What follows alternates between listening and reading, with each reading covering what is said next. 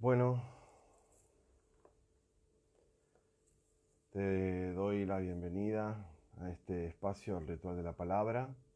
Eh, Vamos a abrir un espacio de palabra sagrada, comunicándonos con nuestros ancestros, intercambiando opiniones, descubriendo más sobre nosotros mismos en nuestro proceso de caminar por la tierra. Y por eso te invito en este momento a unirte con nosotros, a unirte conmigo, a compartir este video por grupos que vos tengas que puedan ser de interés, para que en este vivo podamos interactuar con personas que se sientan atraídas por estos temas y que quizás necesiten tu invitación. Puedes enviarlo por WhatsApp, postearlo en tu muro, compartirlo, puedes ponerlo en grupos. De esa forma vamos a convocarnos para poder tener un hermoso momento de compartir desde la emoción y desde la palabra.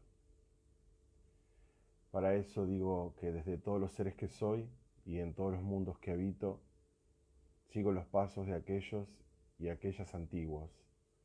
Sigo sus huellas, estoy caminando por la senda de aquellas y aquellos que se fueron. Sigo el rastro de sus pisadas. Estoy aquí como fuego y nacimiento, uno con el sol y los maestros. Amado cóndor, guía mi visión. Estoy aquí como agua y creación, uno con la Madre Universal y lo femenino. Amada serpiente, guía mi sanación. Estoy aquí como aire y transmutación, uno con los ancestros y la muerte. Amado puma, guía mi magia.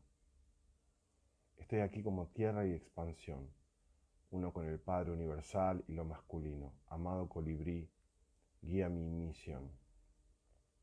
Estrellas, abuelas y abuelos, Tata Inti, Apus, todas las posibilidades y universos, moren en mí como yo en ustedes. Madre Tierra, hermanas piedras, vegetales y animales, posibilidades y universos presentes, sean en mí como yo soy en ustedes.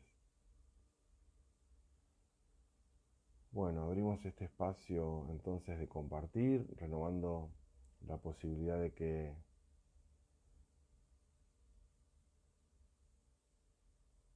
vayan compartiendo el mensaje y compartiendo la palabra, reposteándolo en sus muros, nos pueden ayudar a difundirlo también en grupos. Vamos a ver, yo lo voy a publicar en algunos grupos.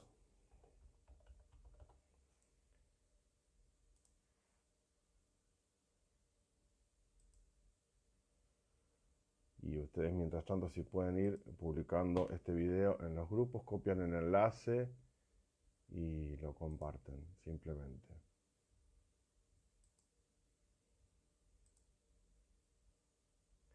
Vamos a dar un tiempo para que otras personas se conecten. Sabemos que lleva un tiempo la conexión en habilitarse. Díganme si se escucha bien en los comentarios. También se pueden presentar y decir de dónde son y darnos un saludo, así establecemos la comunicación.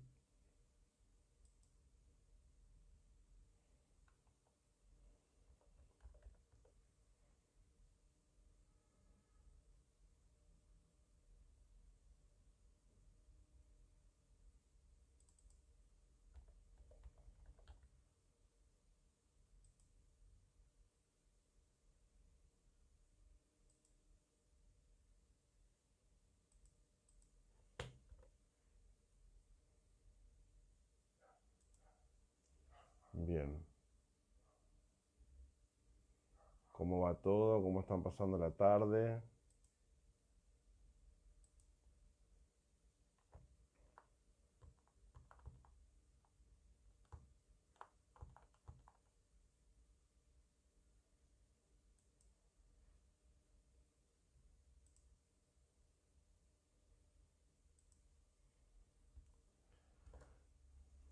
Buenísimo.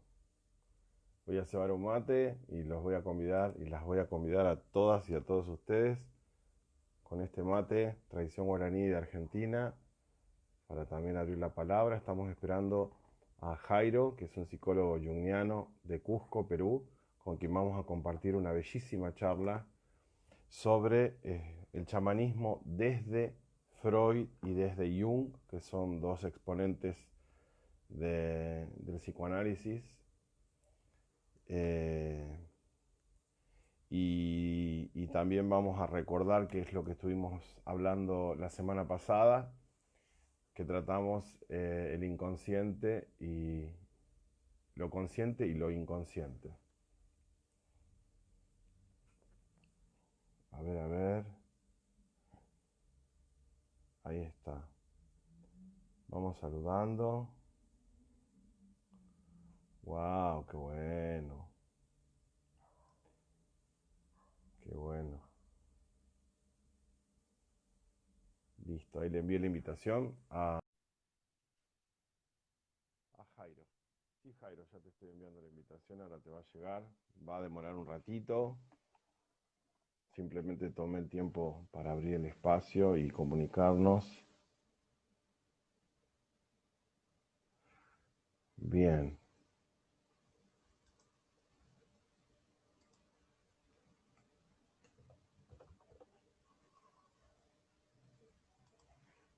Mientras yo voy compartiendo el video.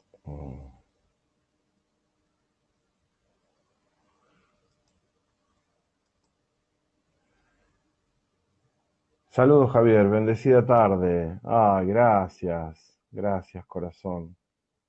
Gracias, Jackie Quintana, bienvenida Marisol, Jackie, Jairo, Javier, bienvenida también todas las personas que se están sumando desde distintos espacios y tiempos. Eh, Bien, yo voy compartiendo en grupos. Si alguien me quiere ayudar, hacemos que este video lo vea más gente y se sume más gente. Seguro que tienen grupos de interés sobre temas holísticos, espirituales.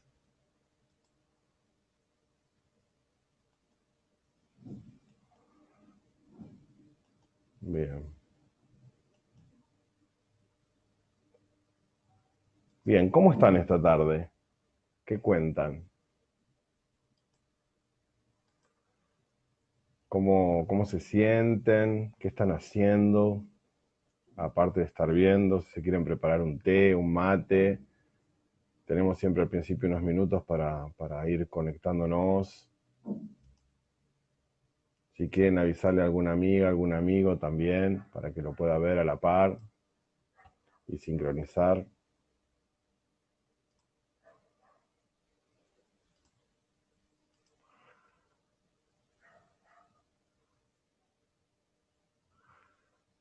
Bien, ya estamos por salir, ya estamos por salir. Hay que tener un poquitito de paciencia.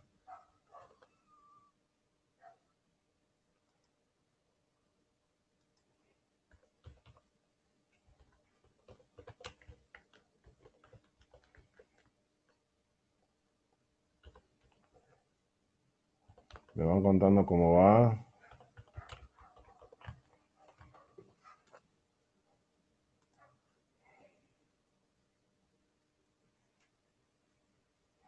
Bien.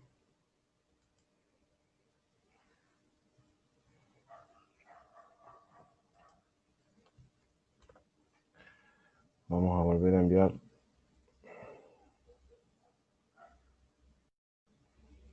Ahí volví a enviar la invitación, Jairo, a ver. Seguro que ahora va a llegar bien.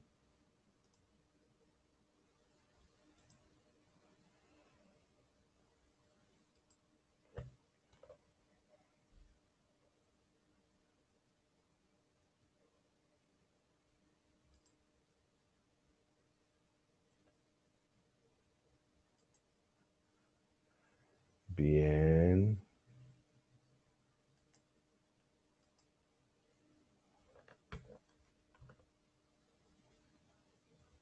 A ver aquí. Ahí está aprobado. Bien, ya estamos, ya se está sumando Jairo, ya estamos, ya estamos. Listo. Jairo, Hola Javier, ¿cómo estás? aquí ya dispuesto para darle inicio a la conversación. ¿Cómo, Buenísimo, cómo vamos por ahí? nos tomamos un tiempito para poder conectar, por eso siempre al principio este, lleva un tiempo, pero bueno, siempre se da. ¿Qué contás? ¿Cómo estás? Bueno, aquí en Perú, 2 horas de diferencia, como siempre lo vamos recordando. Sí, Aquí tenemos todavía el sol, ya no sé cómo está. acá Eh, está ya nublado y ya atardeciendo. Bueno, vamos a contarle a la gente un poco eh, de qué se trata esto, porque hay mucha gente que por ahí lo va a ver y no va a comprender. Nosotros ya hicimos una charla previamente, este es un ciclo de charlas y estamos en presencia de Jairo, que es psicólogo y vive en Perú, con quien vamos a estar trabajando. Y bueno, mi nombre es Javier Sosa y yo soy terapeuta chamánico. Y la idea es con Jairo ir tratando distintos ejes que tocan la psicología con el chamanismo. La semana pasada hablamos sobre lo inconsciente y lo consciente. Y estaría bueno hacer un repaso de qué es lo que estuvimos hablando. Jairo, ¿qué te parece para introducir el tema de hoy?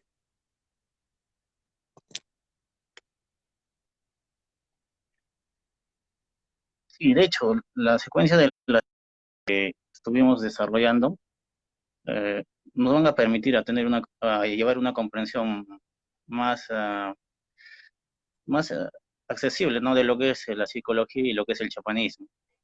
En la anterior conversación que tuvimos, hablamos lo que era el inconsciente y el consciente, la relación que se desarrollan entre ellos y cómo uno puede reconocerlo. Donde la parte consciente eran las ideas vivas que están dentro de mí en este momento, que se están expresando, que están situadas en un espacio y en un tiempo determinado.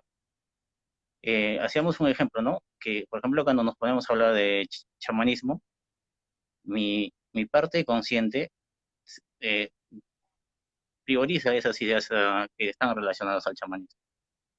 Pero las otras ideas que no están tan vinculadas van a ser desplazadas.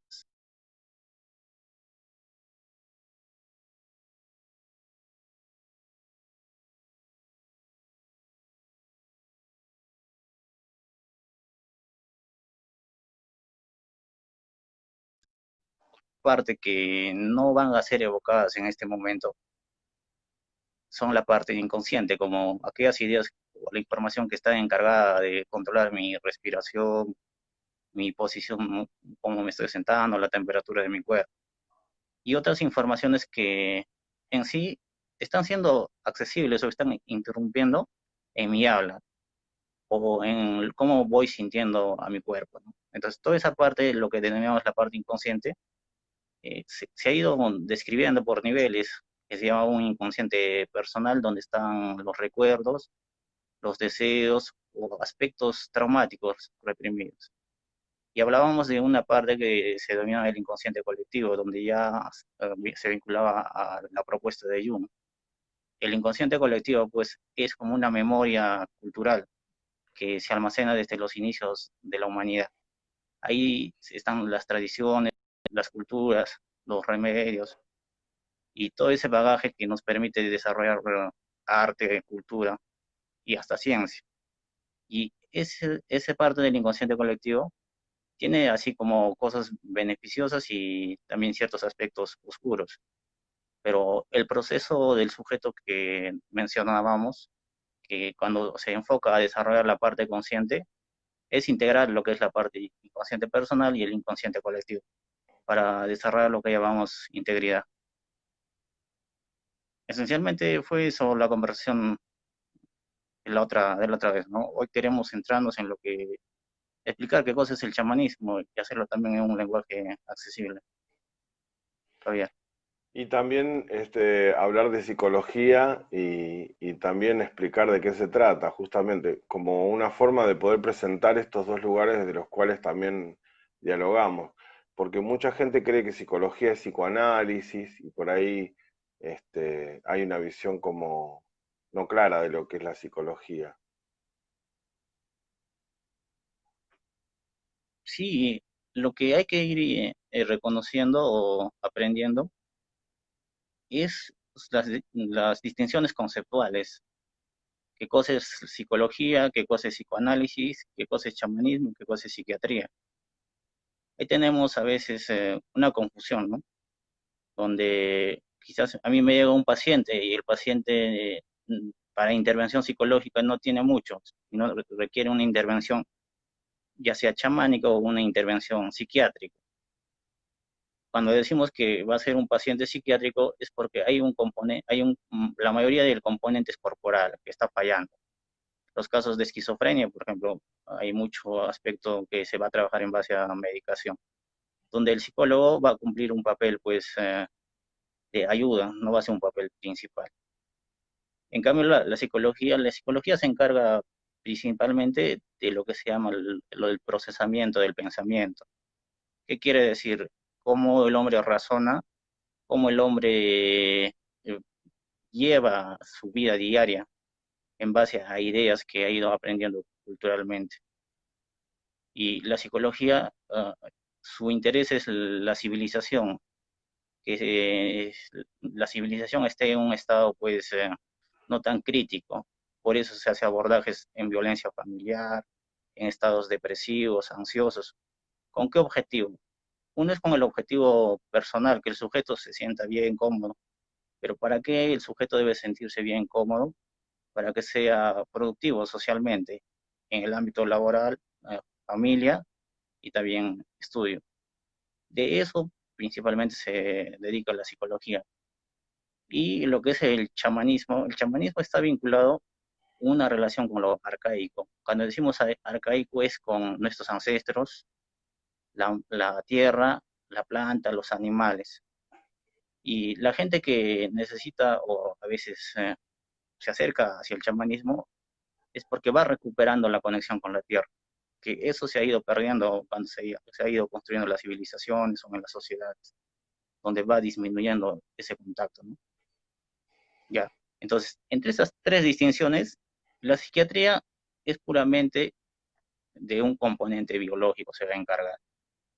La psicología se va a encargar del pensamiento, por eso la psicología proviene de la filosofía. Y el chamanismo se va a encargar de la relación con el contexto, con la naturaleza. Y así, cuando un paciente viene y el paciente me dice que tiene problemas, que ha sido revisado por un médico o tiene antecedentes de familiares de base biológica, entonces el psicólogo poco va a hacer, lo va a derivar a un psiquiatra, cuando ya la crisis es mayor. Pero si el paciente viene con la idea, por ejemplo, de que quiere mejorar su pensamiento o reconoce que tiene un pensamiento ansioso o pensamiento depresivo, entonces él está dispuesto a desarrollar un tipo de pensar y el psicólogo es lo que le va a permitir a conseguir pues ese pensamiento más trabajado, más elaborado. Por eso el psicólogo se alimenta pues, de lo que llamamos ciencia, de lo que llamamos filosofía. A diferencia que la psicología junguiana te apertura un campo que se llama el campo mítico simbólico, que es hacer la conexión con el chamanismo. Y el chamanismo necesariamente va a ser la conexión con la tierra, ese trabajo. Hasta ahí, para escucharte. A ver. Me resulta muy, muy interesante todo lo que ocurre a partir de este encuentro que hemos podido realizar nosotros de intercambio, porque tenemos una gran posibilidad de compartir con nosotros mismos y con la gente eh, cómo estas disciplinas entran en contacto, cómo realmente pueden comunicarse, que no son este, disciplinas abyectas o que no están integradas, sino que uno puede hacer un abordaje integral, holístico, complementario, integrativo del paciente o del sujeto. Y en torno a la psicología, bueno, la raíz de la palabra psicología, psique, que es alma, ¿no?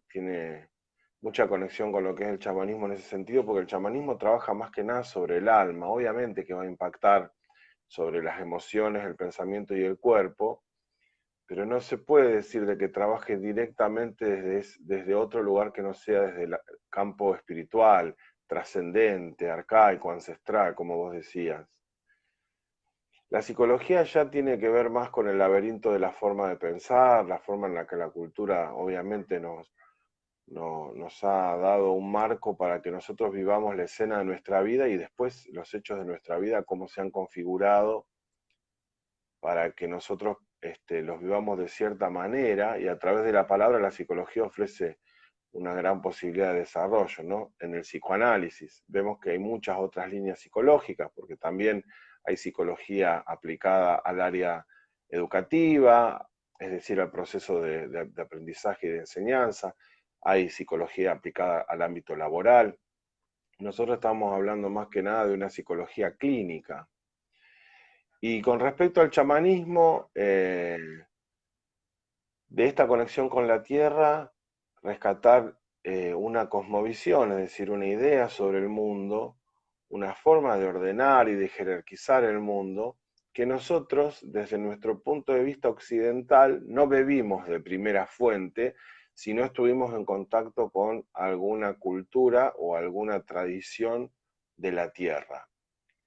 Y en este caso el chamanismo busca restablecer esa cosmovisión de conexión con la naturaleza para que el ordenamiento de nuestra vida pase por un lugar integrado a la naturaleza y no que tiene con la naturaleza una relación en sujeto de extrañeza o que no está completamente vinculado a la naturaleza, ¿no? Esto que ha ocurrido a partir del crecimiento de las grandes urbes o de las ciudades, ¿no?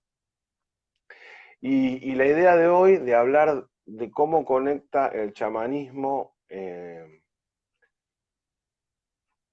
con la psicología en la idea de estos dos representantes hoy y de Jung. Me gustaría que nos cuente o que vayamos armando juntos quién es Freud y quién es Jung, quién realmente inicia el psicoanálisis, qué relación hubo entre ellos, un poco para que la gente tenga también una información contextual e histórica de las cosas. Sí, de acuerdo.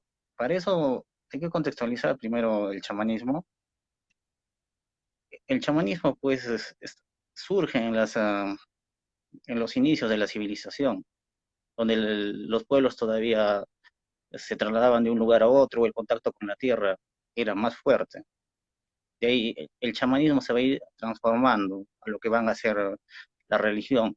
El antecedente de la religión está dentro del chamanismo. Lo que ahora conocemos como chamanismo pueden tener tres vertientes, ¿no? Uno que es de transmisión familiar. Mi padre fue chamán, entonces yo también sigo siendo chamán. Mi hijo posiblemente va a ser chamán, va continuando. Pero ¿qué significa ser chamán? Un hombre de conocimiento, un hombre que tiene la capacidad de aconsejar y ser guía para otros. ¿Y por qué el lenguaje que usan, no? Un lenguaje de vinculado a la tierra, porque es una visión panteísta y también de muchos dioses, por eso te hablan de espíritus. Luego, el chamanismo que se ve en el presente, hay algunos que vienen de esa línea, otros que el chamanismo se despierta en uno mismo a través de sueños, revelaciones o enfermedades que uno sufre, o el simple interés que le da el contacto. Y otros que se van desarrollando a través de cursos, que en la actualidad se está desarrollando, es cursos de chamanes que se transmite a otro chamán. Para situar eso, ¿no? Que luego vamos a distinguir qué cosa es espíritu y qué cosa es el alma, y a qué se refiere el chamanismo cuando habla, cuando dice que trabaja con los espíritus, se relaciona con los antepasados, y cómo la psicología lo entiende desde su lenguaje. Para adentrarnos, hablemos un poco de Freud, y como lo mencionas. Freud va a ser, y es considerado el padre del psicoanálisis. Lo que hay que reconocer a Freud es que Freud es un médico neurólogo, a diferencia de Jung. Jung es un médico psiquiatra, ¿ya? Entonces, Freud maneja una visión generalmente pues de tipo mecanicista.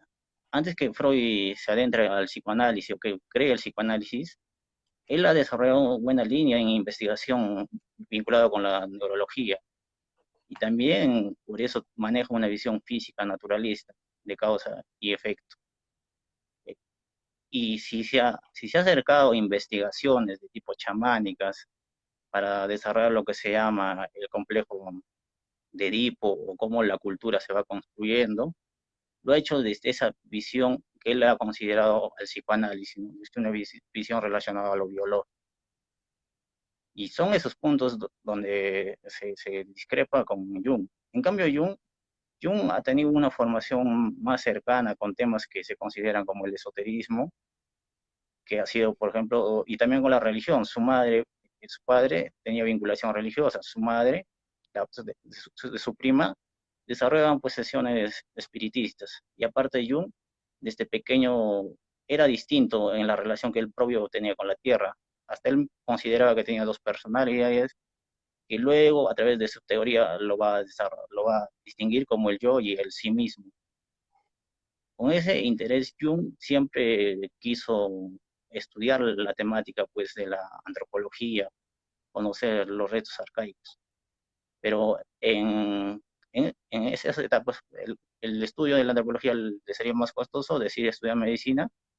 En el proceso de estudiar medicina, pues encuentra lo que estaba buscando, unir la parte de la antropología, unir la parte de los intereses espirituales, que era entonces la psiquiatría. Es ahí donde podemos adentrar más para decir los temas chamánicos, porque Freud, su centro de pensamiento, como es de índole biológico, va a ser la sexualidad. Y en ese punto, el rompimiento con Freud, ¿no?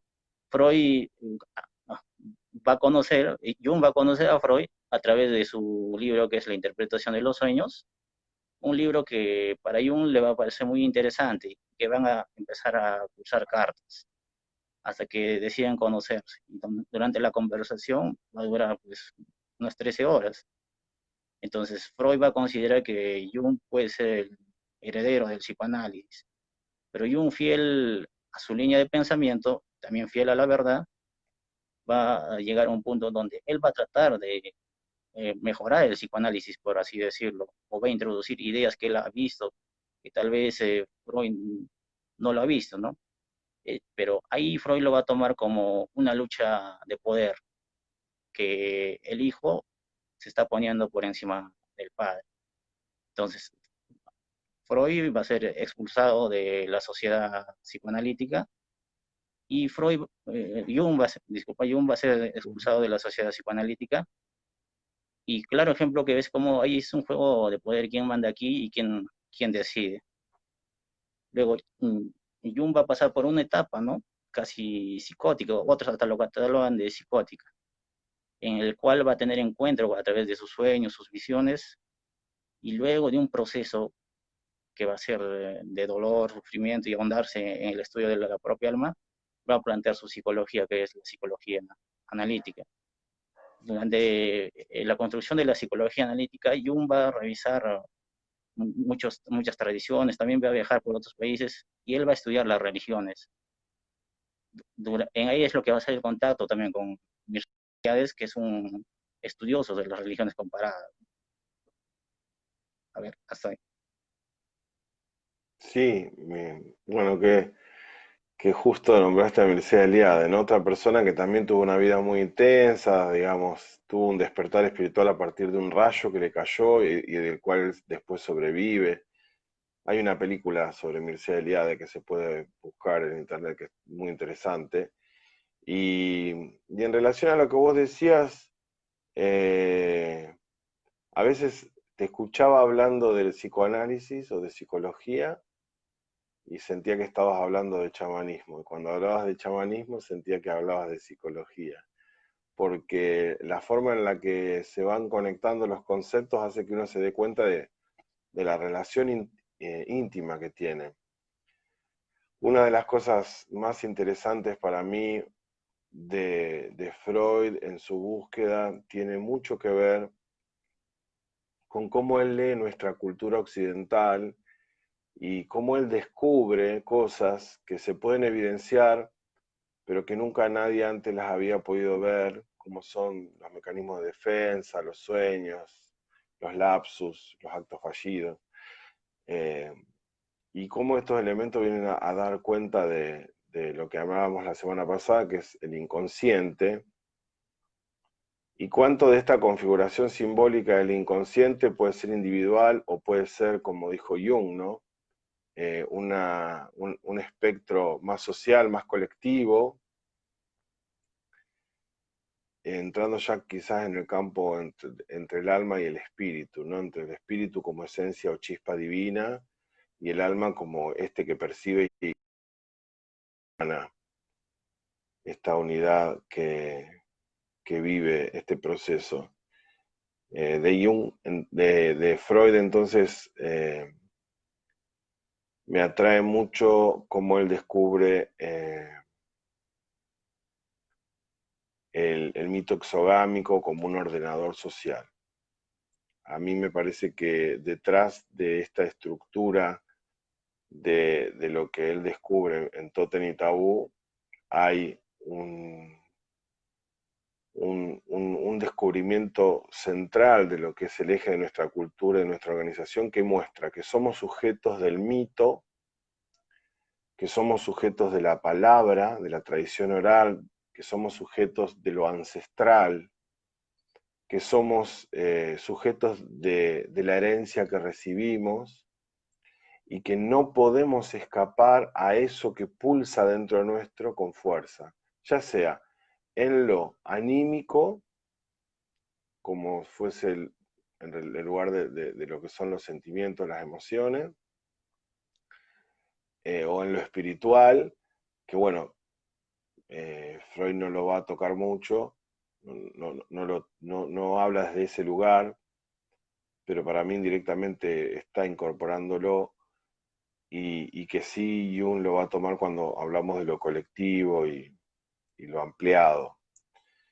Y en ese eje, ver cómo este mito, que es toda una historia que hacemos todos a nivel inconsciente en un escenario psíquico, de que somos un personaje que en algún momento se tiene que encontrar con un límite y su deseo salir hacia lo social o hacia afuera de la casa como un ordenador.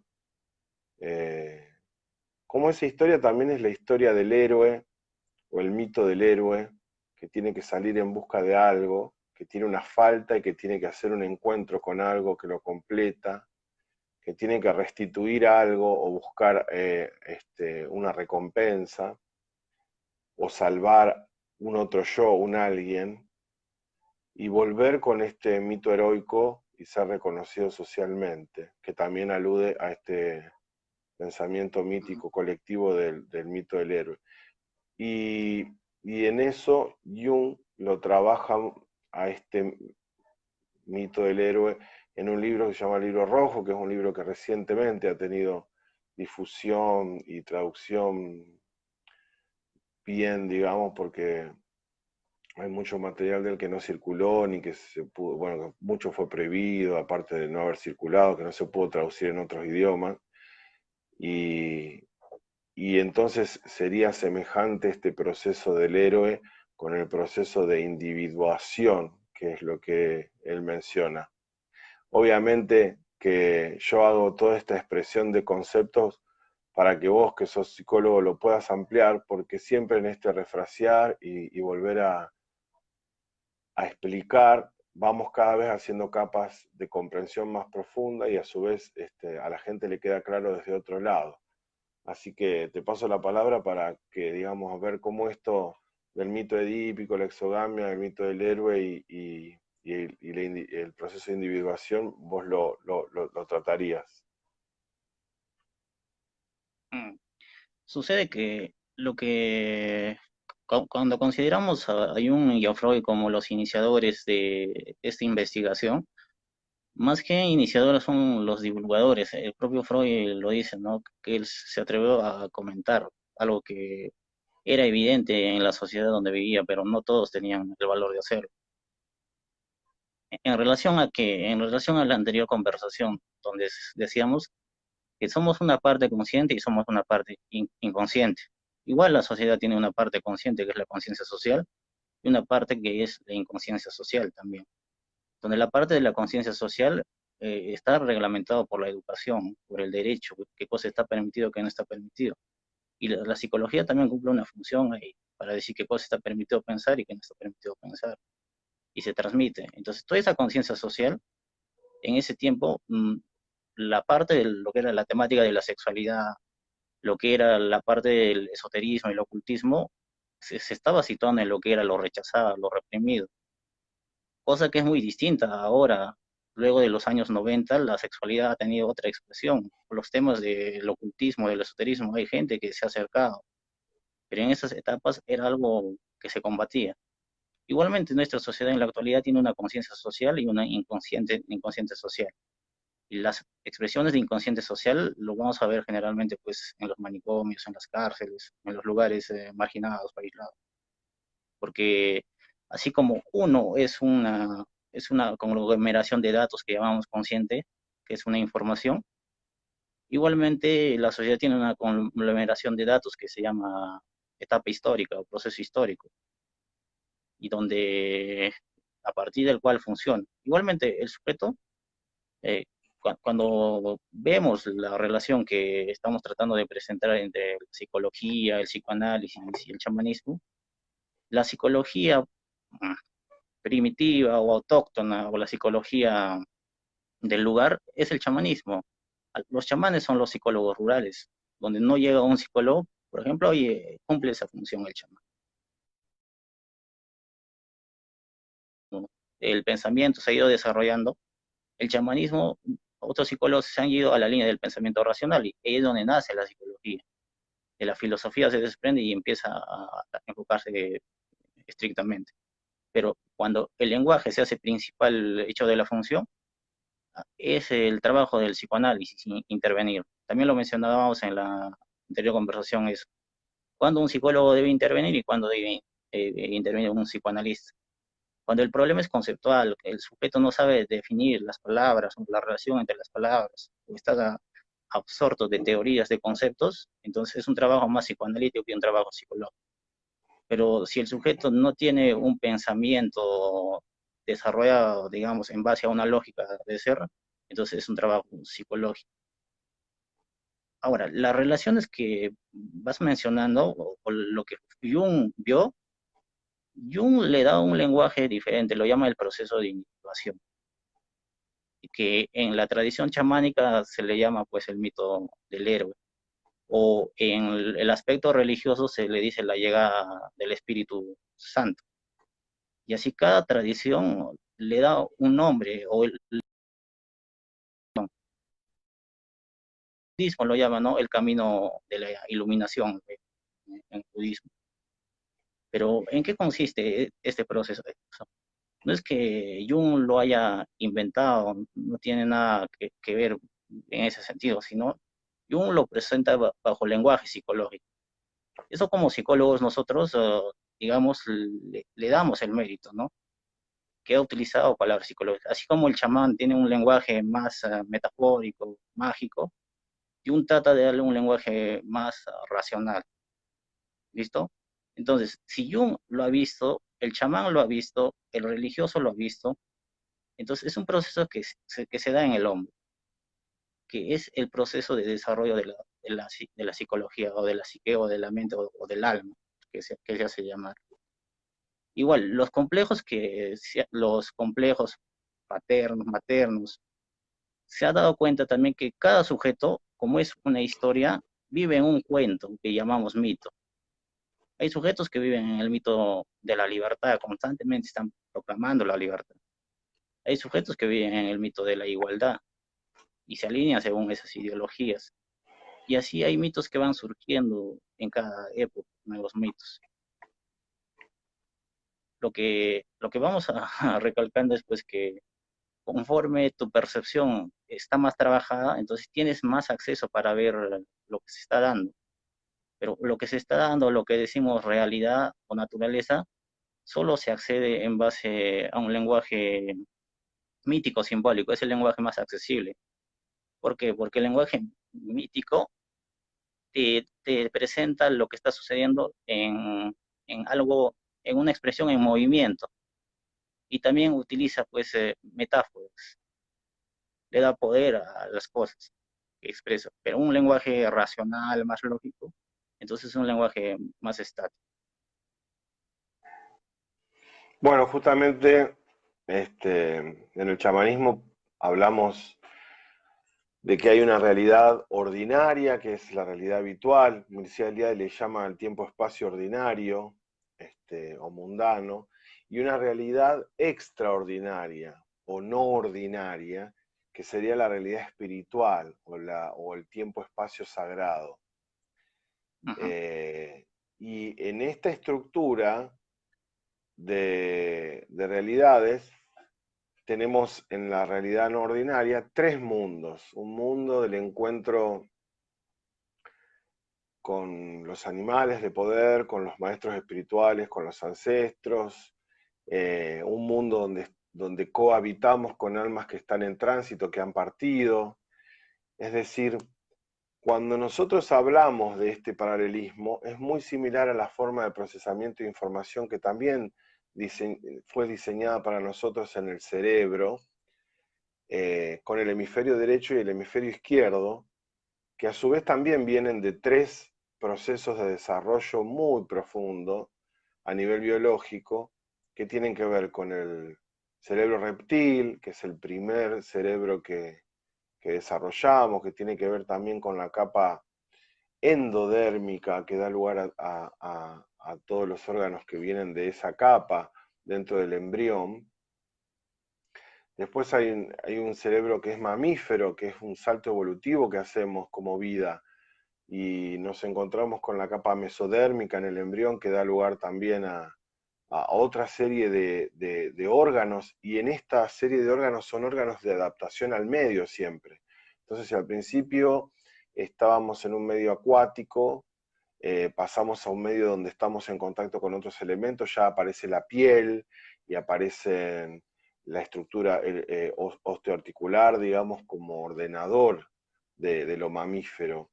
Y finalmente el lóbulo frontal o el ectodermo dentro del embrión, que desarrolla toda la capacidad de la comunicación, de la interrelación, y cómo en cualquiera de estos tres cerebros, evidentemente el lenguaje primordial, el lenguaje matriz, el lenguaje base, es el lenguaje mítico, es el lenguaje metafórico metonímico, es el lenguaje que tiene que ver con las emociones, con los sueños, con la creatividad, con el fluir de la conciencia, con la imagen, la imago, la representación. Entonces, cuando la ciencia aparece en la historia queriendo darle estatus de cientificidad a todo y denostando en algún punto también a la psicología y a otras prácticas, o viendo a lo ancestral como algo inferior y primitivo, es decir, con menos conocimiento, eh, parece un chiste o realmente una historia graciosa. ¿Por qué? Porque todo lo que nos termina gobernando en primera instancia es del campo de lo subjetivo, anímico, emocional, simbólico, onírico. Fíjense en que en la política, en la economía, en las mismas investigaciones científicas, los científicos y todas las personas que intervienen son personas que tienen intereses, es decir, hay un aspecto ideológico por detrás. Quiere decir de que el ánimo, el animus y la intención siempre va a ir por encima de la razón, incluso en los descubrimientos, y que también todo lo que ha sido un descubrimiento científico, como la simbólica caída de la manzana de Newton o el Eureka, ¿no? Creo que de Arquímedes, esta cuestión de el insight, el pensamiento súbito, cómo todo encaja, este proceso de descubrimiento que también se atribuye al campo científico, tiene que ver con algo que llega y no llega del mundo de la lógica y de la razón, sino que llega de un mundo que lo ha procesado integralmente, que ha sido justamente este campo de información y energía que nosotros consideramos es el campo mítico, es el campo espiritual, es el campo de la creatividad, de las emociones. que es eso lo que nos termina gobernando.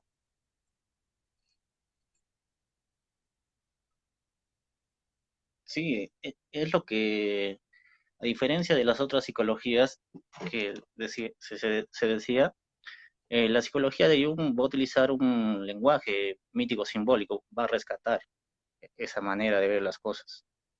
Pero ¿por qué va a rescatar esa manera de ver las cosas? No va a ser por casualidad, sino el propósito de Jung es rescatar lo que se llama el alma. Y aquí hacemos la distinción entre alma y espíritu, también la conexión que va a permitir con el chamanismo. El alma es el diálogo que se da entre lo consciente y lo inconsciente, aquel punto de integración donde uno reconoce sus potencialidades y sus deficiencias, por así decir, o su lado oscuro y su luz. Y de reconocer y comprender va a salir un sujeto, un tipo de conciencia que va a ser más tolerante, más permisible, más sentimental, más accesible y va a ser más creativo. Porque no le va a dar mucha ventaja, digamos, a la parte racional, tampoco no le va a dar mucha ventaja a la parte emotiva, sino va a buscar un punto de encuentro. A diferencia que cuando hablamos del yo consciente o ego, es un yo con representaciones sociales y en base a estereotipos o modelos de la sociedad. ¿Listo? Y cuando hablamos de un yo instintivo, un yo inconsciente, lo que decimos complejos, estamos hablando, pues, a veces lo asemejamos a animales de poder, que también en el chamanismo se trabaja. Pero ¿qué hacemos de esos animales de poder o animales mágicos? Nos comparamos su conducta o su manera de hacerle frente a la vida, ¿no? Vuela, es robusto, es aguerrido, lucha, no se rinde.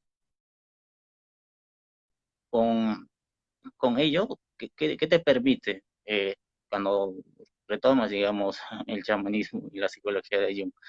Que el chamanismo va trabajando esa interioridad que es de la naturaleza, ¿ya? Pero esa interioridad de la naturaleza, actualmente el chamán que uno va a ir encontrando, hay chamanes que ya están integrando lenguaje psicológico, que en esos tiempos, pues, donde el chamanismo primitivo no existía el lenguaje psicológico, en el sentido de hablar de la ansiedad, la depresión, o a citar a Jung. Jung es un referente para muchas personas que están trabajando en algo holístico, que se dedican al chamanismo, a técnicas de despertar espiritual o de alguna línea hindú, budista. Pero lo que debe quedar claro es que Jung durante su transcurso ha incursionado en todos esos campos y de hecho que tenía un poco de todo eso, pero cada uno aporta, ¿no? Socialmente algo, cómo quiere contribuir y su contribución ha sido psicológica, pero una psicología que permita aunar todas las líneas. Qué bueno, qué bueno, qué bueno el intercambio. Evidentemente hemos conectado en un momento en el cual tenemos nuestras ideas muy sincronizadas, porque quizás la gente se pensará que nosotros nos ponemos a estudiar o a leer antes, o que hemos estado hablando mucho y prácticamente nosotros nos hemos encontrado virtualmente. Lo invité a Jairo a hacer este ciclo, con mucha generosidad se mostró abierto y, y es una charla tan fluida, tan natural, que bueno, si en algún momento ustedes sienten dificultad con algún concepto, pueden escribirnos en los comentarios y nosotros en el proceso o en los próximos videos nos vamos a encargar de aclararlo, tanto así como compartir, bueno, si ustedes están recibiendo las ideas, cómo se sienten con respecto al tema, si lo van comprendiendo. Así de esta forma vamos abriendo también un espacio de diálogo para que sea más retroalimentado el proceso y a su vez podamos responder inquietudes que sean más puntuales. Sobre lo que recién comentaba, me, me gustó mucho al conocerte y en relación a Jung y en relación a algo que vos acabas también, conexión con lo oriental. ¿no? Y me gustaría que nos cuentes de qué manera en tu experiencia personal vos sentís que lo oriental está conectado con la experiencia de lo andino en tu propia cultura y también con el aspecto psicológico.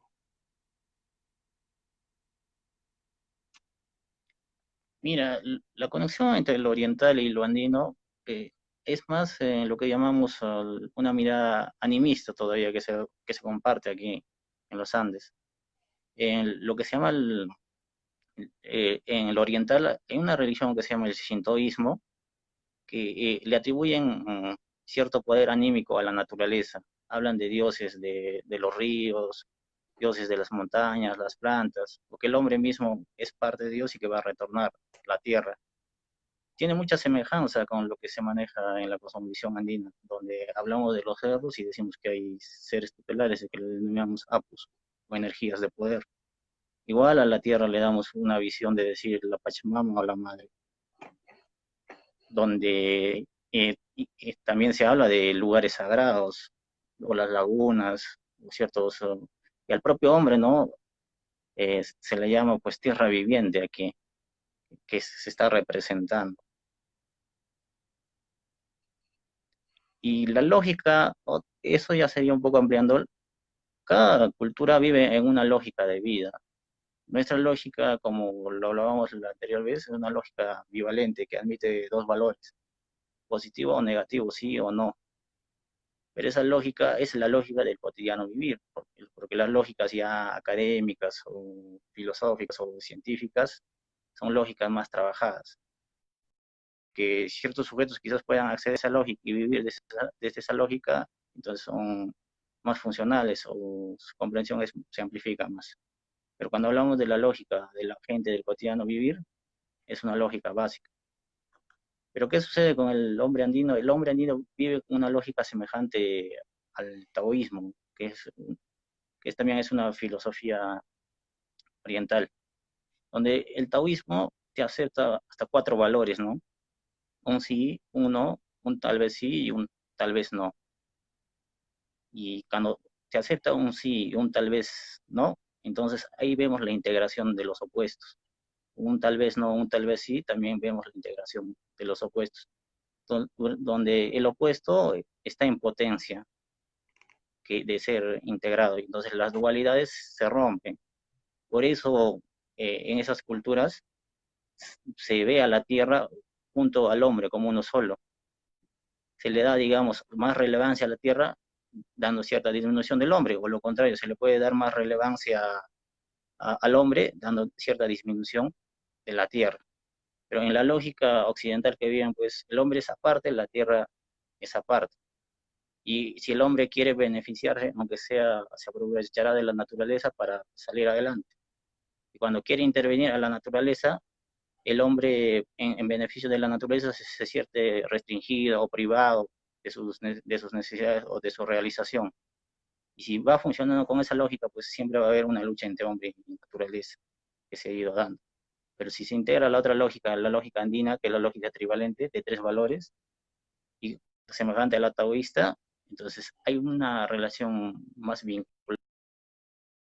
En estos días, por ejemplo, el 1 de agosto, que es mañana, se va a realizar lo que llamamos como rememoración del año andino, inicio o reiterar nuestra vinculación con la tierra.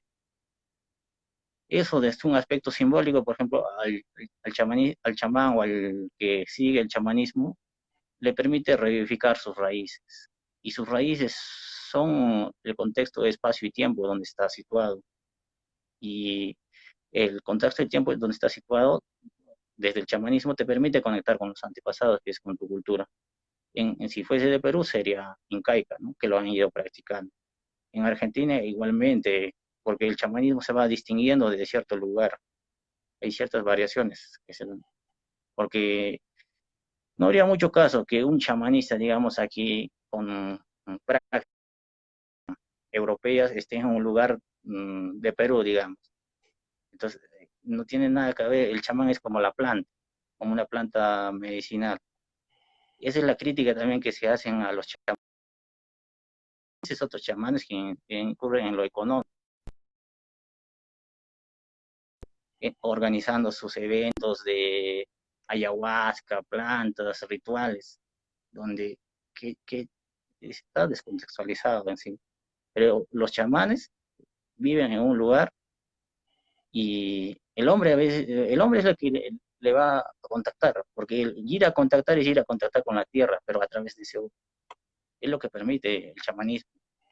Pero lo que es la psicología ya, vuelvo a decir, es que integra ciertas partes del chamanismo, pero su esencia es la parte racional. Trabaja con el hombre civilizado. Y, y eso decíamos también en la anterior conversación, ¿no? Que yo a mi paciente, digamos, le hable de Freud, le hable del complejo de Edipo, del complejo de Electra, o le hable desde un lenguaje neuroquímico, hablándole de neurotransmisores, de todo eso. Y si mi paciente, uno de ellos, digamos, no es psicólogo, o no le importa esa temática, por más que le conozca, no le importa, porque no es el mito en el que funciona, o no es las ideas de que predominan. Entonces, a un hombre del campo, y eso sucede aquí en Perú mucho, que los psicólogos que tienen formación académica incurren en ese error de no considerar la concepción con el que vive esa persona y trabajar desde esa concepción. Claro ejemplo yo te daría de unos que otros pacientes que cuando yo llegué a atenderle, traté de hacerle una intervención psicológica, o sea, ver el pensamiento que está rompiéndose o está errado, por así decir. Cuando decimos errado, es que es un pensamiento diferente, no errado en el sentido que es negativo ni nada. Pero ese pensamiento hay que darle curso, hay que darle secuencia. Ya, pero aquel paciente, pues, que venía pues de una tradición chamánica, él confiaba en los naturalistas, en los curanderos de su pueblo. Si yo me hubiese obstinado por darle un lenguaje psicológico, esa terapia tal vez ni hubiese surtido efectos, o si lo hubiese conseguido, hubiese demorado meses. ¿Y qué fue hacerlo práctico? Y eso es el valor de la mirada psicológica.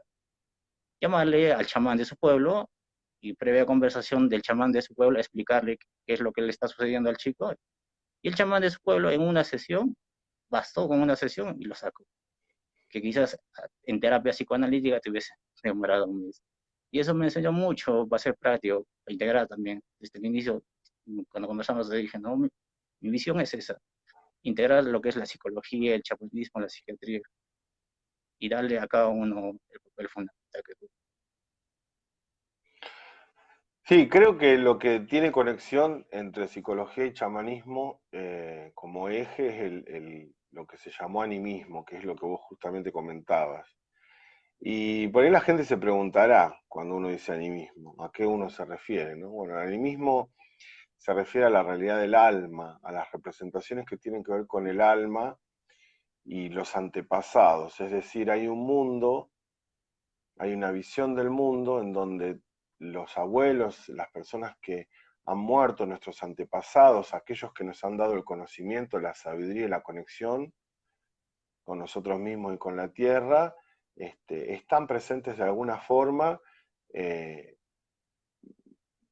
junto con espíritus y con otros seres que se alojan en las montañas, que se alojan en los bosques, que se alojan en ciertas plantas, y donde todo tiene vida, las piedras, es decir, aunque la vida esté dormida en las piedras, soñando en los vegetales, moviéndose en los animales y pensando y sintiendo plenamente en el humano, se reconoce que en todos los estratos y en todos los reinos, mineral, vegetal y animal, la vida está dándose presente. Esta vida impregna todo, y entonces la conexión a través de este campo de lo anímico se da a través de la muerte, por los antepasados que pasan al otro mundo, y también a partir de los sueños o los trances que el chamán hace para conectarse con esta otra realidad. Eh, el animismo tiene mucho que ver con esto que da movimiento al ser humano, que da vida, que es el alma. Al alma se le llama ánima. Ánima como principio motriz, como principio que genera la vida. y todo el animismo está hecho en función de la concepción espiritual del alma y del mundo de las almas. Y fíjense cómo esto está tan conectado como cuando uno dice, no estoy de ánimo, no tengo ánima, no tengo ánimo, eh, estoy desanimado. Y estas palabras que tienen que ver con la relación que se estableció, ¿no?, en el lenguaje entre el mundo anímico y esta emoción de deseo o de fuerza interna que tenemos, darle ánimo a alguien, es decir, el ánimo parecería ser que es una energía que también, más allá del alma, se puede transmitir o se puede perder, y en esto hay prácticas chamánicas que tienen que ver con lo que es, eh, que justamente restituir parte de la esencia vital de una persona que se ha perdido por un susto o por un enojo o por un duelo o por alguna situación de crisis. Y también la extracción es otra técnica chamánica de sacar del alma o del cuerpo algo que no le pertenece al cuerpo o al alma, es decir, que es distinta a la naturaleza de el cuerpo o el alma. Como vos decías, el psicólogo busca modificar o sacar las ideas que son erróneas o que son distintas a lo que en el sistema funcionaría mejor. Y bueno, dentro de este animismo, que es como lo más primordial y lo más original, es sobre lo que se apoya después la colonización que hacen las religiones y lo que posteriormente desplaza la religión y gana más sentido aceptado de alguna forma, o más fuerza en el discurso social, que es el campo científico. En ese sentido, si supiésemos que ningún campo, ni el científico, que es uno de los últimos discursos, se hubiese desarrollado de no haber sido concebido el ser humano como un ser anímico de sus orígenes, si nosotros pensamos que antropológicamente estudiamos el desarrollo discursivo del ser humano y entendemos de que para llegar a un pensamiento científico fue necesario y fue importante pasar por estadios previos que tenían que ver con campos anímicos, eh, o con aspectos religiosos, es cuando nosotros podemos entender de que en realidad las cosas están completamente conectadas y que hay un hilo conductor, que hace que el chamanismo a través de Freud se conecte con ciertas líneas de la psicología, de cierto inconsciente individual, y esta cuestión de la exogamia y el mito de Edipo, y a través de Jung, con la conexión con la experiencia del alma, con la experiencia del despertar, de lo sincrónico, del aspecto religioso que también trabaja Jung. Sí, exactamente lo que vas mencionando, que lo que denominamos religioso o el aspecto de espiritual, son las distinciones que se tienen entre la psicología y el chamanismo, son los términos con los cuales se trata de captar aquella realidad.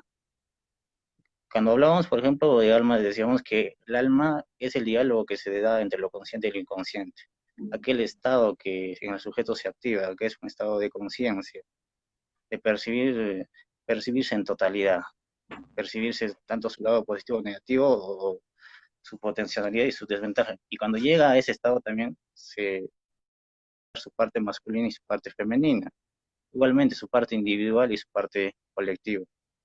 Y cuando llamamos esa parte del alma, que es ese diálogo, podemos hacer contacto con la totalidad. La totalidad puede llamarlo Dios, universo, naturaleza, pero para llegar a ese punto se desarrolla lo que llamamos, ¿no?, el camino espiritual. Y ahí es a distinguir qué cosa es el espíritu. El espíritu es la representación más elevada de una cultura, una representación ya en arte, en música o en ciencia misma. Los grandes científicos, por ejemplo, que están dentro de la física, que están estudiando la física de partículas, la física cuántica, si lo lees, hasta tienen cierto tinte místico o trascendental. Igual, si tú ves una pintura, una música de un artista que ha llegado a esos niveles de expresión de la cultura más elevada, tienen ese contacto de encontrarse con la totalidad. Y para alcanzar al alma, porque todas las personas, ujú, exactamente, así libros, yo mismo trabajo con Pauli, uno de los físicos, que continúa pues los trabajos de Einstein, de ellos, ¿no? ¿Ya? Entonces, ¿qué te permite lo espiritual? Lo espiritual te permite acceder a lo que se llama trascender la lógica cotidiana del vivir, romper la dualidad, entrar a una visión fuera de conceptos. Tú vas a ver a los conceptos como si fueran ropas de vestir, y así no vas a caer en lo que se llama identificarte con los conceptos. Cuando te desprendes de los conceptos, vives una vida con sentido, por así decir, pero un sentido que ha perdido el sentido común o social. El sentido común y social pues está vinculado con el prestigio, el dinero o ciertos patrones familiares que tienes que cumplir, que va a ser la moralidad del prejuicio. Y el camino espiritual te da eso, el espíritu te lleva eso, pero ¿qué es el espíritu? Es dedicación en el conocimiento de uno mismo. Si yo soy músico, entonces debo conocerme a mí mismo para desarrollar una música más privada. Igual, si yo soy matemático o yo soy físico, no solo son el conocimiento de mis instrumentos de investigación, porque a la larga esos instrumentos son las extensiones de mi propio cuerpo. Y si mi propio cuerpo, que es el eje de investigación, no permite, no voy a desarrollar espíritu, no voy a recuperar lo que se llama alma. Ya que alma es una manera de ver las cosas, entender.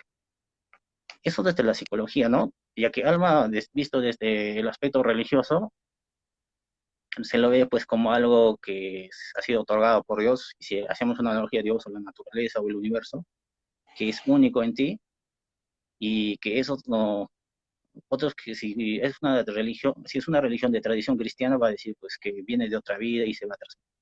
Pero si le llevas a un lenguaje psicológico, físico, vas a decir, ¿qué es lo que se transmite de otra vida a otra vida? Si no es energía. ¿Qué es lo que es único en el hombre? Su percepción, su mirada es lo único que va a ser en el hombre. Y también cuando hablamos, no, tu alma está sucia, tu alma está limpia, hablamos de que la conciencia está involucrada en tu visión, que estás viendo de una manera negativa o estás viendo de una manera positiva. Y lo que hace el chamán y la función del chamán es la función que están cumpliendo actualmente los psicólogos y los psicoanalistas.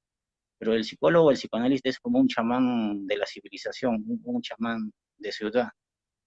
¿Por qué decimos un chamán de ciudad? Porque ¿qué hace el chamán? El chamán garantiza que el hombre funcione en una cordura de conceptos que tenga tiempo del lugar donde habita, que hable o que se comporte como sus demás conciudadanos. Porque el chamán es el que puede calibrar la percepción de aquella persona y también puede construir la realidad de esa sociedad.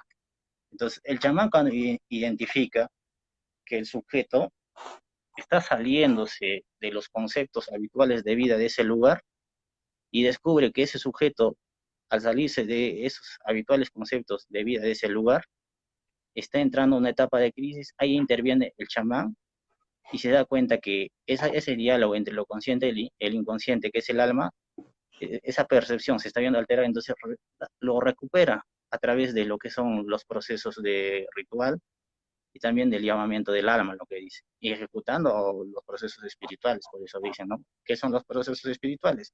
Son ideas que engloban a la colectividad. Eso lo realiza el chamán. Entonces, ¿qué hace? Lo vuelve a traer a su cúmulo conceptual, a su cúmulo de vida, lo trae y es funcional el sujeto. Y eso es lo que sucedía con el paciente que te comentaba, que si yo le decía o yo le trataba, el cúmulo que le decía o el conocimiento que le daba no le servía mucho, porque él no estaba Claro, hecho de esas ideas. Él estaba hecho de las ideas de relación con la tierra, relación con los cerros, y lo que necesitaba es alguien que le vuelva a ordenar esas ideas, no que luego pues, lo confundan más al hablar de otros términos. Pero ahora, digamos, el chamán de la ciudad, que es el psicólogo y el psicoanalista, ellos van a utilizar pues la herencia de información de la filosofía griega y de la tradición judeo-cristiana, que es la religiosa, pero lo van a llevar a un aspecto de decir científico porque es la etapa que estamos viviendo en una etapa científica en la civilización de la ciudad. Y si el sujeto es funcional en la ciudad y ha crecido, ha sido formado, por eso esa es la educación, para que se, se vaya construyendo esas ideas, cuando, por ejemplo, ese sujeto hace contacto con la naturaleza, viaja, digamos, a un lugar donde se practica el animismo, que los sujetos le están rezando a las plantas o a los animales. Para empezar, ellos lo van a considerar, no, estas personas son enfermas o son locas, va a decir. Y si comparte todavía la experiencia, él va a entrar a una crisis de decir, ah, no, yo también me estoy volviendo loco, me estoy enfermando. Entonces, ¿qué hace el psicólogo? Lo trae de nuevo, lo sitúa y le hace vivir bajo sus conceptos de la civilización. No tiene nada que ver en qué está loco o no está loco, ¿no? Eso también es algo interesante ahora de lo que es la psicopatología y cómo es la concepción de la patología. Lo realizan. Esencialmente es eso. En globalidad, pues todos vivimos en un pensamiento común, pero ese pensamiento común se va vertiendo de diferentes maneras en cada sujeto. Hay sujetos más religiosos, hay sujetos intermedios religiosos, menos religiosos, más científicos, menos científicos. Y como psicólogo, pues tú a veces no entras al debate a decir, ¿no? Ya tú eres religioso y yo soy psicólogo ateo quizás, entonces te tengo que convertir ateo. O no, o yo soy psicólogo religioso y te tengo que convertirte tú ateo en religioso. O yo soy freudiano, o yo soy jungiano, y entonces tú también tienes que ver la manera de la manera jungiana. Entonces, para un psicólogo eso es, pues, es inaceptable porque no está comprendiendo la dinámica del pensamiento de otra persona y cae en ese error, ¿no? Igualmente, el chamán también, si se sitúa en su aspecto, por eso digo que el chamán es como la planta, y la planta es funcional en el lugar donde crece, va a ser, va a producir. Pero con estos chamanismos que a veces se está exportando de un lugar a otro, eh, no son efectivos, pues, porque ¿qué pasa? En la ciudad quizás se requiere una intervención psicológica y están haciendo una intervención chamánica, no tiene Claro, nada que ver, claro, claro. ¿no? Y ahora, y ahora cuando decimos psicólogo o chamán, no nos referimos a ni los años de estudio. Uno puede estudiar los cursos de psicología, que se matricula, ingresa, aprueba, hace todo lo demás. Igualmente quizás en las otras especialidades. Lo que distingue es la actitud. Y esa actitud es como decir el chamán interno o el psicólogo interno. Si no logras conseguir eso, pues de nada o poco te sirve lo demás. Y para ello, para qué sirve esto? Para decir que no necesariamente un chamán tiene que venir pues de una familia donde se ha transmitido el chamanismo, sino si ese chamán no tiene la actitud, no es tan efectivo. O no necesariamente un chamán va a ser de un despertar de sí mismo. Hay chamanes también que se transmiten de una formación a otra, pero han asumido la actitud y la actitud en sí es lo que cura a la gente. Y la actitud es lo que decimos la visión del alma. Bueno, qué interesante. De lo que vos decís, a mí me moviliza a integrarlo de la siguiente forma. Obviamente estamos hablando de que en la psicología, en la- en el campo religioso, ¿no? Incluso dentro de cada mismo campo hay distintas cosmovisiones, ¿no? Pero bueno, estamos hablando de distintas cosmovisiones, distintas formas a partir de las cuales estamos organizando conceptualmente y mentalmente el mundo. Entonces, lo que en una cultura se ve como algo que es una locura, en otras es algo normal o es algo que tiene otro tipo de intervención. Y como las cosmovisiones no siempre entre sí se pueden comprender mutuamente, sacar a un individuo, como decís vos, una planta, uno la saca de un medio y la lleva a otro medio, a otro clima, a otra conciencia y no va a haber comprensión. Por eso, los procesos para mí de curación y de sanación tienen mucho que ver con lo que en la rueda medicinal comprendemos como la superación de las contradicciones. Esto de cuando uno balancea lo femenino y lo masculino, cuando uno balancea eh, lo que yo quiero hacer de mi vida en el mundo, lo que yo esperaba que fuesen mis padres, los que realmente fueron, y lo que yo puedo hacer con mí mismo, siendo mi propia madre y mi propio padre a una edad adulta, etcétera. Es decir, desde cualquier lugar desde donde lo veamos, o incluso desde el punto de vista desde cómo la ciencia dialoga con la psicología, o ambas con la espiritualidad, siempre, y lo estamos demostrando nosotros en estas charlas, hay campos y formas de poder integrar y trascender, este, ya sea como conflicto en el sujeto o en la sujeta o como cuestión de epistemológica, es decir, en el orden de los saberes y de los pensamientos y de las construcciones del pensamiento científico,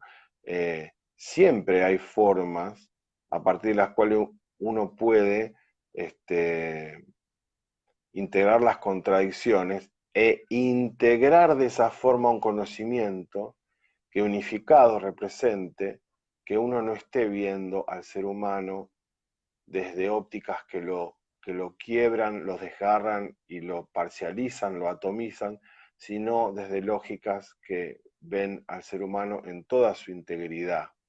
Y en eso siempre invoco el pensamiento de Edgar Morin, que habla sobre el pensamiento complejo.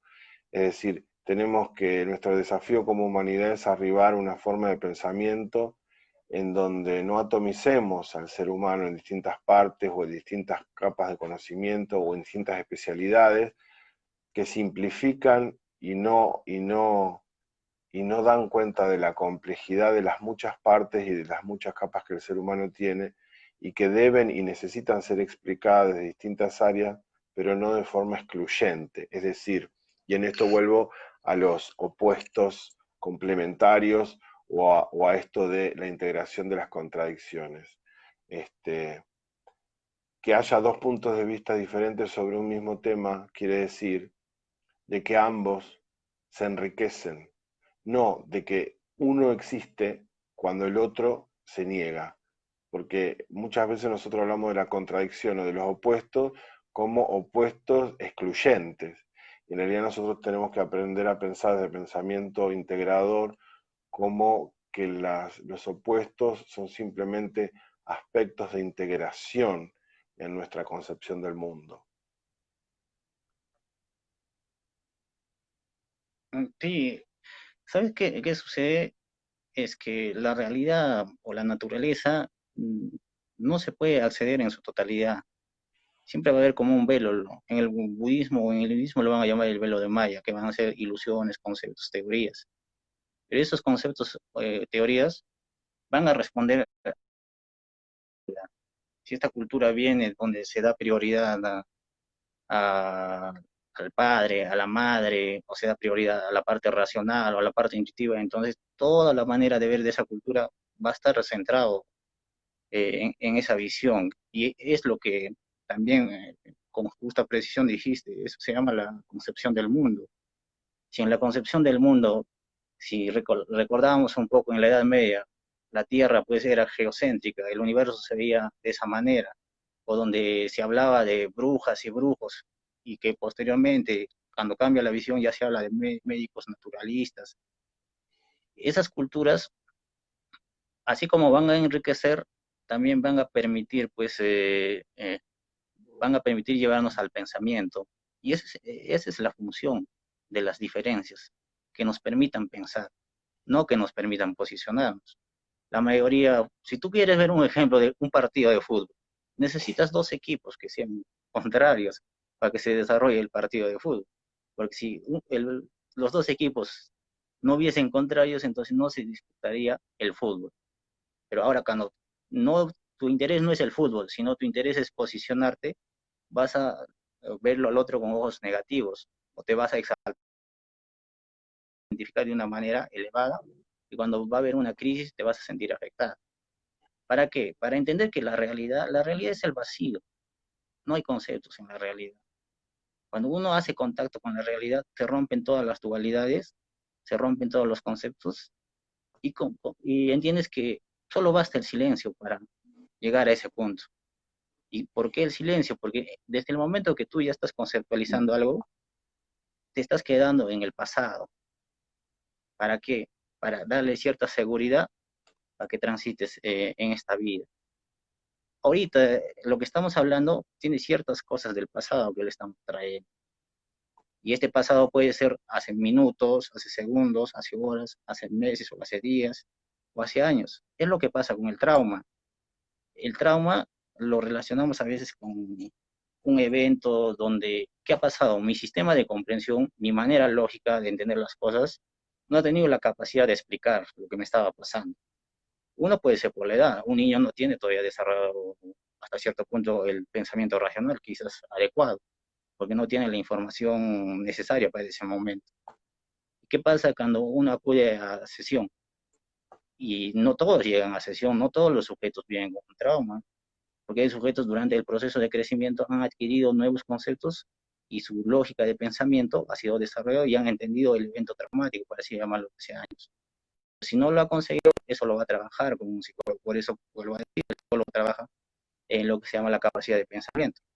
Pero si el paciente que viene no quiere trabajar en la capacidad de pensamiento, digamos, quiere que de un momento a otro desaparezca su síntoma, desaparezca su conflicto, entonces él no está buscando pues una ayuda psicológica, tal vez esté buscando una ayuda religiosa, que no tiene nada de malo, está todo en su derecho, o está buscando una ayuda, uh, por decir, sobrenatural, entonces quizás va incursionando a otros caminos. Y ahí es donde un terapeuta, pues, si se da cuenta, no se debe obsesionar. Es decir, que este no es la vía, es adecuado, tú puedes ir por otra. Igualmente, es lo que sucede en el chamanismo. Eso es lo que pasa con el trauma. El trauma es no haberlo captado la comprensión lógica.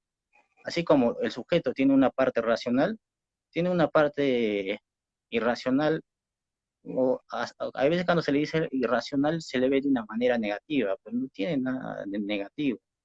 La parte racional es todas las experiencias acumuladas que tenemos a nivel personal y a nivel colectivo, experiencias acumuladas y que somos conscientes de esas experiencias y sabemos cómo darle continuación o resolución. Si me caigo, por ejemplo, cuando estoy caminando, mi parte racional me dirá pues que me levante y que siga prosiguiendo, ¿no?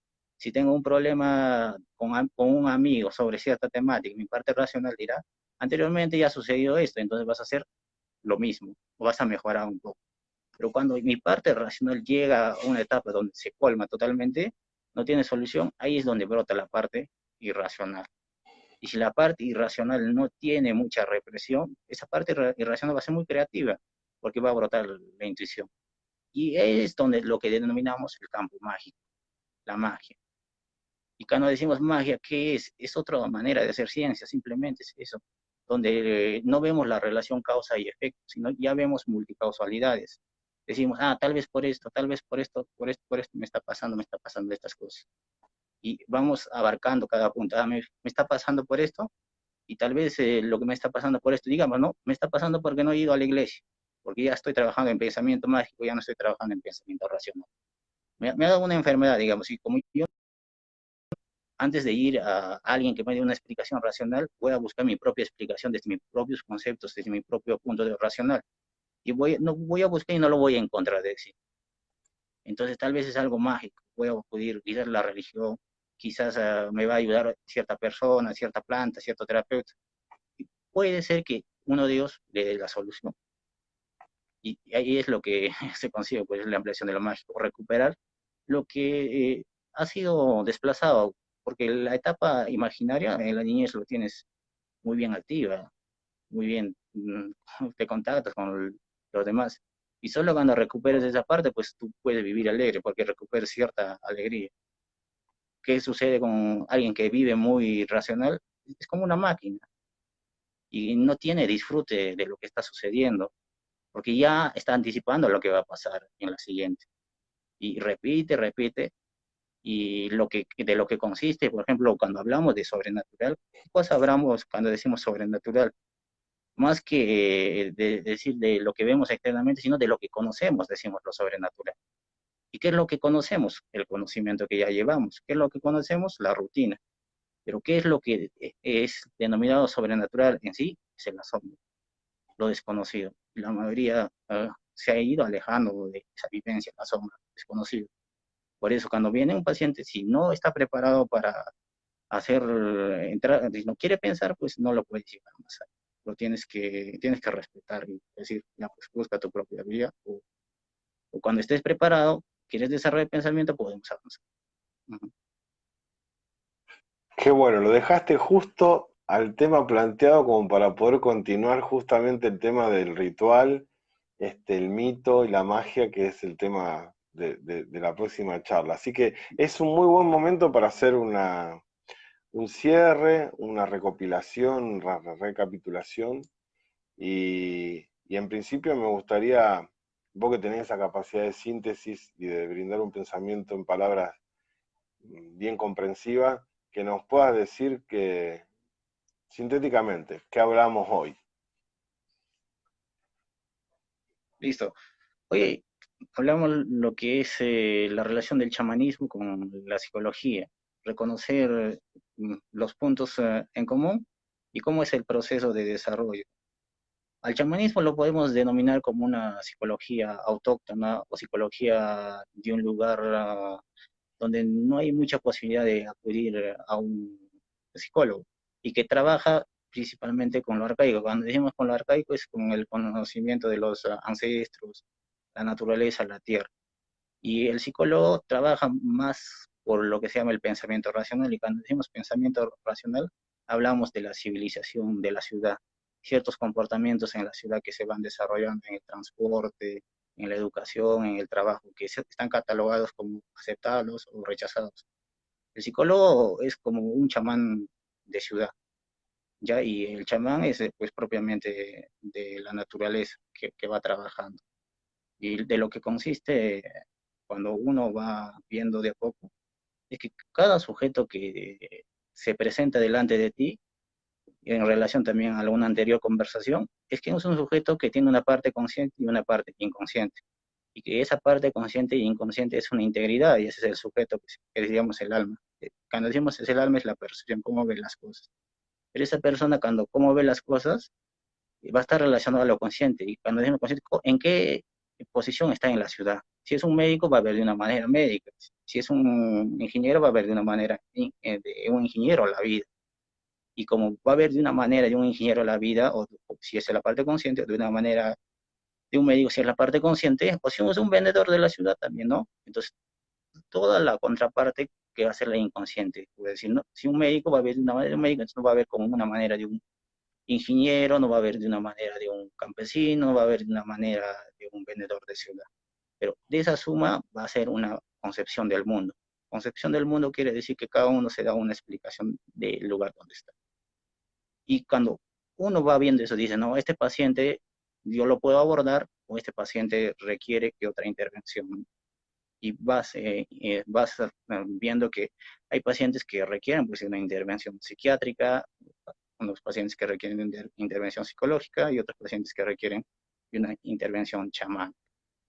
Eso es lo que pudimos comentar hoy día y estaremos gustosos de ampliar en otras conversaciones.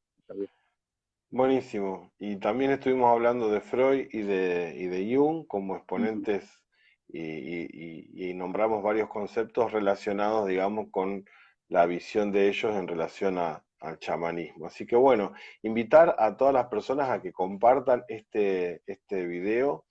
Lo pueden colocar en sus muros, lo pueden colocar en grupos de interés de psicología, de chamanismo, de espiritualidad, y nos ayudan a difundir más la palabra y recordarles que el próximo viernes 7 de agosto vamos a estar hablando de mito y ritual, y también conectado con lo último que nos comentaba Jairo, que tiene que ver con el aspecto mágico.